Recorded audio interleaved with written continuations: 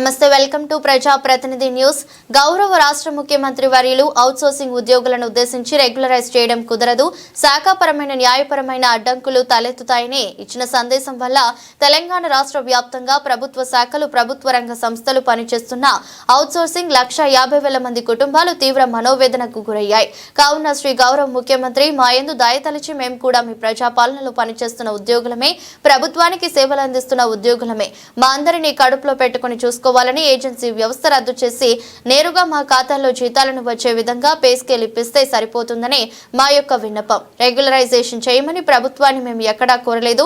మా డిమాండ్ కూడా అది కాదు. మా న్యాయమైన డిమాండ్ సుప్రీంకోర్టు తీర్పు ఇచ్చిన ప్రకారం సమాన పనికి సమాన వేతనం కల్పిస్తే మా ఉద్యోగుల కుటుంబాలు రోడ్డున పడకుండా ఉంటాయని, వెట్టి చాకరి బానిసత్వపు పోకడలకు బలి కాకుండా ఉంటామని గౌరవ ముఖ్యమంత్రి రాష్ట్ర వ్యాప్తంగా పనిచేస్తున్న అవుట్సోర్సింగ్ ఉద్యోగులందరూ ప్రాధేయపడుతున్నారు.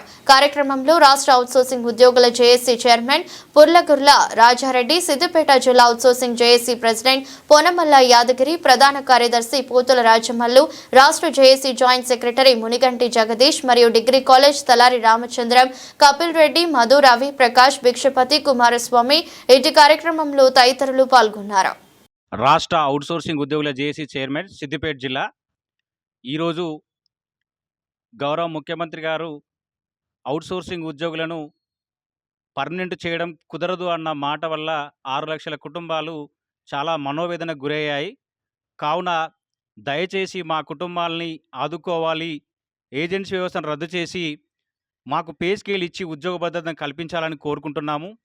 సమాన పనికి సమాన వేతనం ఇచ్చి ఉద్యోగులందరికీ శాశ్వత ఉద్యోగుల మాదిరిగానే మాకు కూడా ఒక ఆత్మగౌరవాన్ని ఇచ్చి కాపాడాలని, మేము కూడా మీ పిల్లలమే, మేము కూడా ప్రభుత్వానికి వెన్నుముకనే, ప్రభుత్వం చేపట్టిన సంక్షేమ పథకాలలో భాగమై సంక్షేమ పథకాలని ప్రజలకి చేరడానికి మేము వారధులుగా పనిచేస్తున్నాం. కాబట్టి దయించి మా అందరినీ కడుపులో పెట్టుకొని చూసుకోవాలని, మాకు సత్వరమే ఉద్యోగ భద్రత కల్పించి నెలలో 5 తారీఖు వరకు జీతాలు వచ్చే విధంగా రెగ్యులర్గా మా ఖాతాలలోనే జీతాలు వస్తే ఏజెన్సీలకు ఇచ్చే కమిషన్లు పోయి ప్రభుత్వానికి కూడా భారం తగ్గించిన వాళ్ళం అవుతామని గౌరవ ముఖ్యమంత్రి గారిని వేడుకుంటా ఉన్నాం.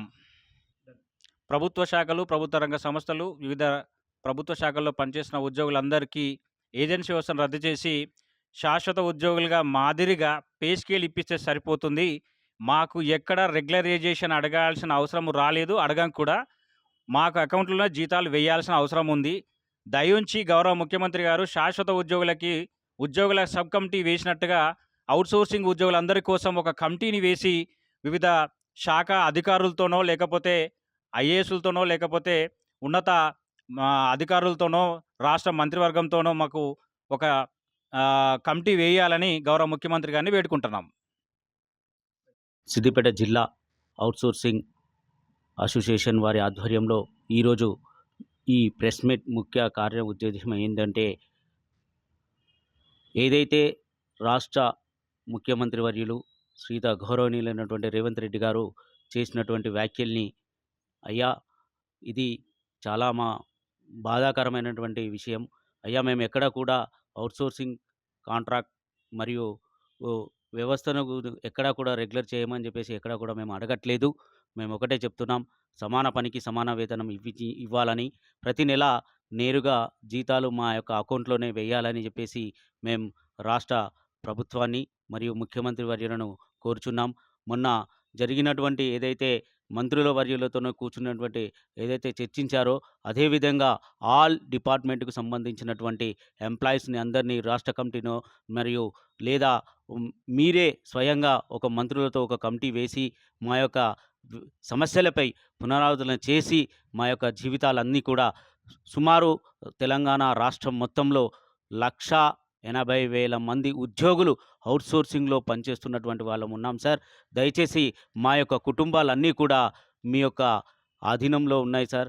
మమ్మల్ని అందరినీ కూడా దయచేసి గుర్తించి మా యొక్క పొట్టను కొట్టకుండా మా అందరి జీవితాల్లో వెలుగులు నింపాలని చెప్పేసి రాష్ట్ర ముఖ్యమంత్రి వర్యులను మరీ వేడుకుంటూ ఉన్నాం సార్.